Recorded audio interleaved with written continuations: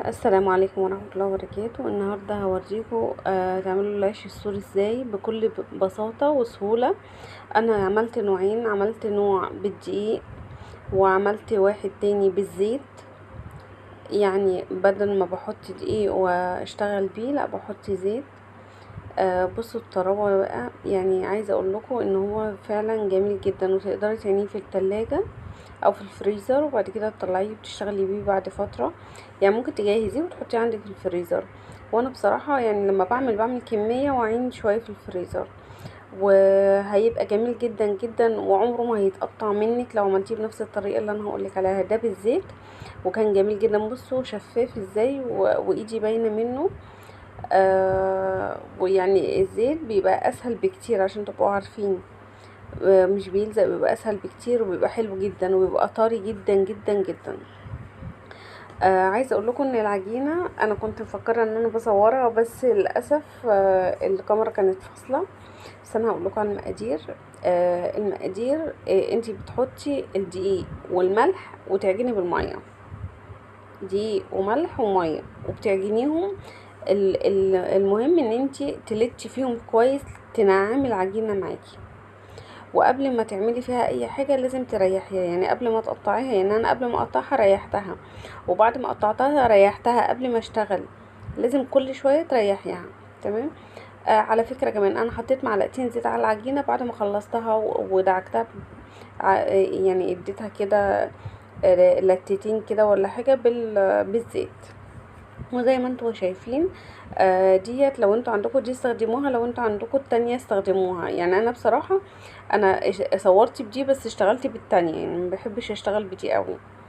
وزي ما انتوا شايفين كده انا ديت عملتها زي الرقاق بالظبط، زي الرقاق بالظبط، بس بترفعيها على قد ما تقدري وتكوني مسخنة. هوريكم انا هتسووا ازاي.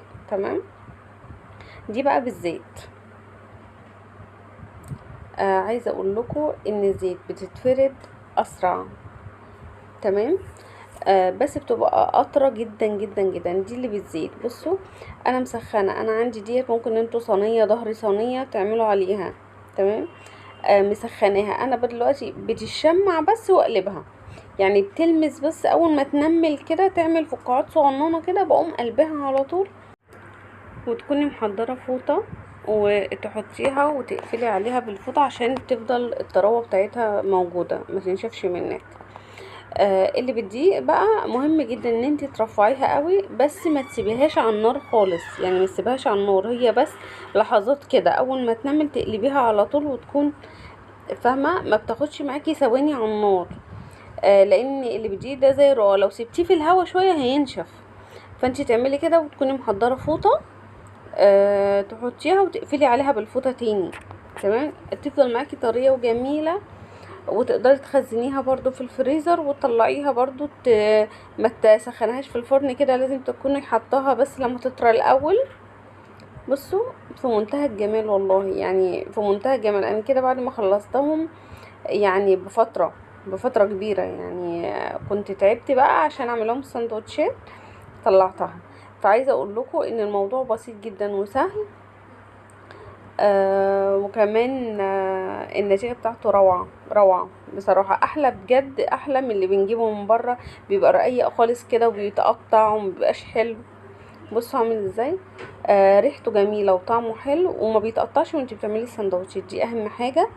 اهم حاجة ان انتي ترققيه حلو. بصوا بتاع الزيت اللي انا عملته بالزيت مش بالدقيق زي الفطير كده، كان برضو روعة جدا وحلو جدا وطري، وفضل طري معايا لحد اخر رغيف ده وده بصراحة. فلو عجبكم الفيديو متنسوش تعملوا لايك، واشوفكم على خير ان شاء الله.